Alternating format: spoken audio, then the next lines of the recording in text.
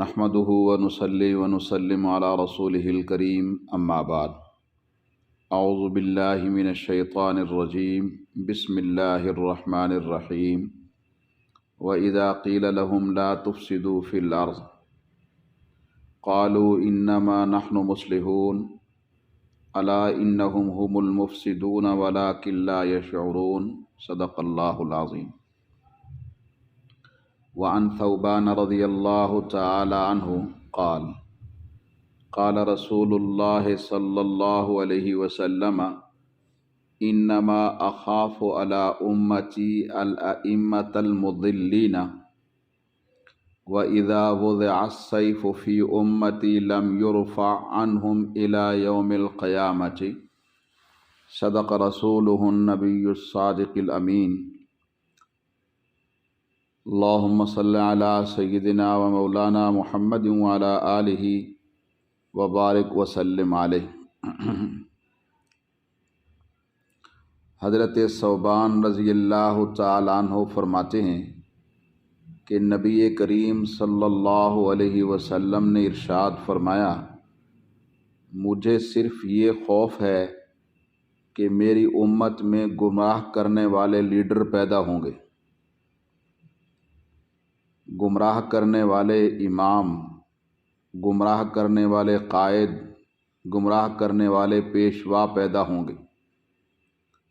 اور جب میری امت میں ایک مرتبہ آپس میں تلوار چل گئی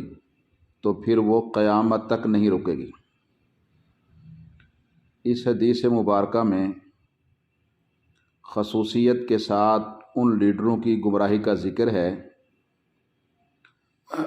کہ جو اپنے ذاتی اغراض و مقاصد کے لیے امت کو لڑائیں گے۔ ائمہ امام کی جمع ہے، عربی میں امام اسے کہتے ہیں جو آگے بڑھے۔ آج کل ایسے آدمی کو لیڈر، قائد، پیشوا، سردار کہتے ہیں، یعنی ایسا آدمی کہ جس کا لوگ کہنا مانیں۔ اس حدیث میں نبی کریم صلی اللہ علیہ وسلم نے دو باتیں ارشاد فرمائی ہیں۔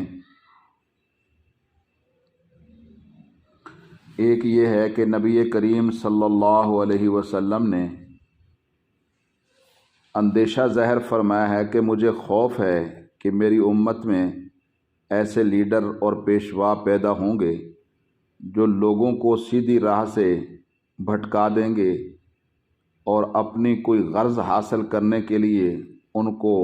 ٹیڑھے راستے پر چلائیں گے۔ اور دوسرا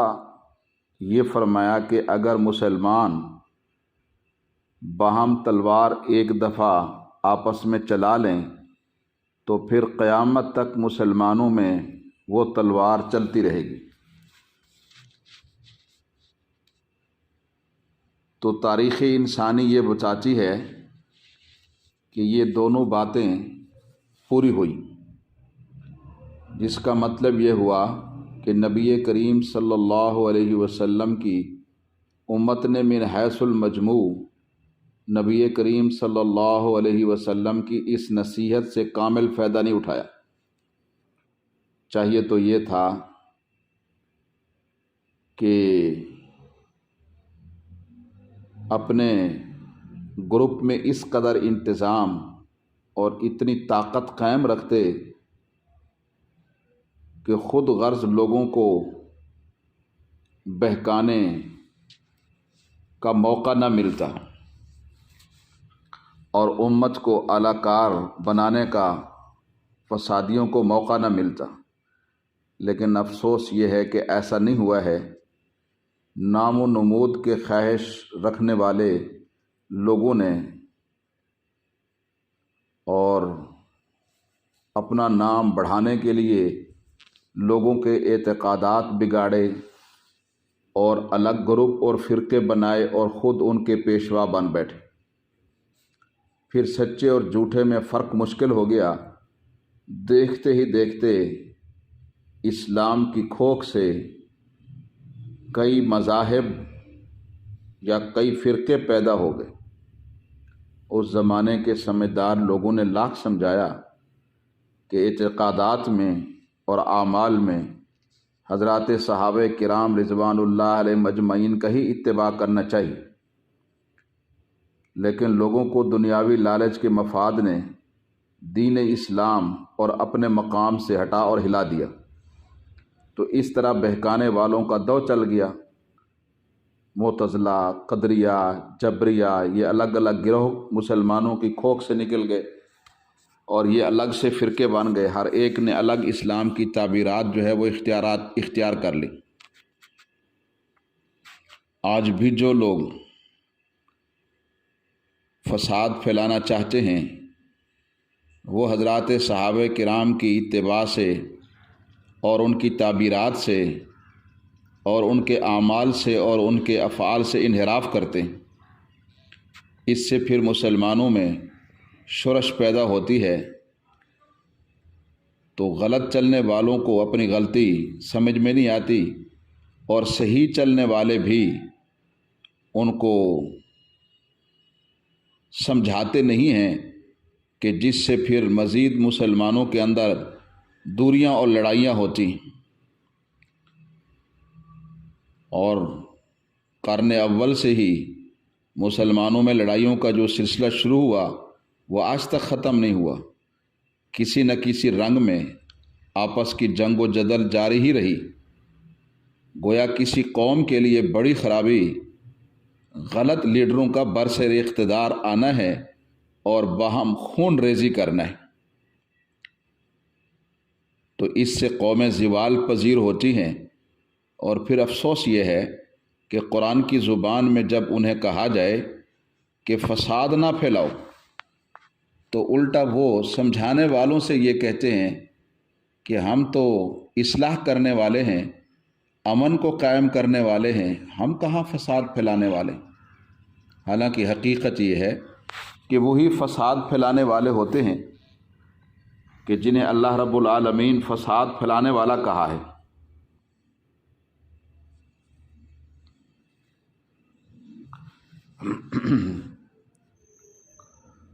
تو اللہ تبارک و تعالیٰ سے دعا ہے کہ اللہ تبارک و تعالیٰ ہمیں اپنے لیڈر کے انتخاب میں دانش مندی کا ثبوت دینے اور عقل کو بروئے کار لانے کی توفیق نصیب فرمائے۔ مسلمانوں کے لیے راہ عمل نبی کریم صلی اللہ علیہ وسلم کی سیرت طیبہ اور حضرات صحابہ کرام رضوان اللہ تعالی علیہم اجمعین کا عمل، یہ مشعل راہ ہے اور راہ عمل ہے، نمونہ عمل ہے۔ کیونکہ ہم بحیثیت مسلمان یہیں سے روشنی لیتے ہیں، اور جب کوئی شخص نبی علیہ السلام اور صحابہ سے جڑا رہے گا تو اس کا ایمان بھی محفوظ رہے گا اور اس کے معاملات بھی سدھرتے چلے جائیں گے۔ لیکن اگر لیڈر کا انتخاب غلط کر لیا، کچھ جو دین سے ہٹا ہوا ہے اور جو سیرت سے جڑا ہوا نہیں ہے، اور پھر بڑی خرابی ایسے لیڈروں کا برسر اقتدار آ جانا ہے، پھر اس سے باہم خون ریزیاں اور قتل و غارت کا بازار گرم ہوتا ہے۔ تو اس حدیث کا ہمیں یہی سبق ہے کہ اگر امت اپنی وحدت کی فکر کرنا چاہتی ہے اور اس کو بچانا چاہتی ہے، تو وہ اپنے لیڈر کا انتخاب جو ہے اس میں انتہائی محتاط رہے اور اپنے لیڈر کے انتخاب میں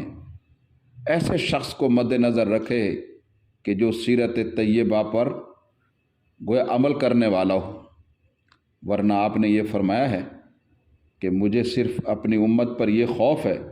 کہ اس میں فساد پیدا کرنے والے، گمراہ کرنے والے لیڈر پیدا ہوں گے، جھوٹ بولیں گے۔ حضرت حذیفہ رضی اللہ تعالیٰ عنہ فرماتے ہیں، نبی کریم صلی اللہ علیہ وسلم نے فرمایا ہے کہ دنیا کے ختم ہونے تک، فرمایا کہ دنیا کے ختم ہونے تک جتنے بھی فسادی لیڈر پیدا ہوں گے، جن کے پیروکاروں کی تعداد 300 یا زیادہ ہوں گے، ان سب کے نام اور ان کے باپوں کے نام اور ان کے قبیلوں کے نام ایک ایک کر کے نبی علیہ السلام نے گنوا دیے۔ کچھ لوگ باتیں بنانے میں ایسے ماہر ہوتے ہیں کہ وہ زمین و آسمان کے قلابے ملا دیتے ہیں، ان کے نزدیک یہ کچھ بات ہی نہیں ہوتی، اور دوسروں پر اپنی باتوں کے ذریعے اثر جما لیتے ہیں، اور پھر ان کو اپنے دام فریب میں پھنسا لیتے ہیں، یا پھنسنے والے ہی ناسمجھ ہوتے ہیں، خود آپ پھنستے ہیں۔ تو بہرحال ایسے لوگ موجود ہوتے ہیں جو محض اپنی باتوں کے ذریعے سے کسی کو الو بنا لیتے یا اپنا الو سیدھا کر لیتے۔ لیکن حدیث پاک سے یہ معلوم ہوتا ہے کہ یہ جو چلاک لوگ ہوتے ہیں، فسادی لوگ ہوتے ہیں، یہ قیامت تک اپنا کام کرتے رہیں گے، اور لوگ بھی کم و بیش ان کے جال میں پھنستے رہیں گے۔ حضرت حذیفہ بن یمان رضی اللہ عنہ فرماتے ہیں کہ نبی کریم صلی اللہ علیہ وسلم نے ایسے فسادی لیڈروں کے نام، جن کے ماننے والے کم از کم 300 ہوں گے، ان کے باپوں کے نام اور ان کے خاندان کی نشانیاں صاف صاف بتا دی، لیکن لوگ یا تو بھول گئے یا پھر دنیا کے معاملات میں پڑھ کر غافل ہو گئے۔ تو اس حدیث سے بھی معلوم ہوا کہ لوگوں کو اپنی فکر کرنی چاہیے، ورنہ فسادی لیڈر رنگ برنگ کے بھیس بدل کر ان سے اپنا مطلب نکال لیں گے اور ان کو مصیبت میں پھنسا کر پھر چلتے بنیں گے۔ تو ضرورت اس بات کی ہے کہ قرآن پاک کو پڑھا جائے، اس کی آیتوں پر غور کیا جائے، اور خود غرض لوگوں سے دور رہا جائے اور حقیقت کو پانے کی کوشش کی جائے۔ اللہ تبارک و تعالی ہمیں ان احادیث مبارکہ پر عمل کی توفیق عطا فرمائے۔ آمین ثم آمین۔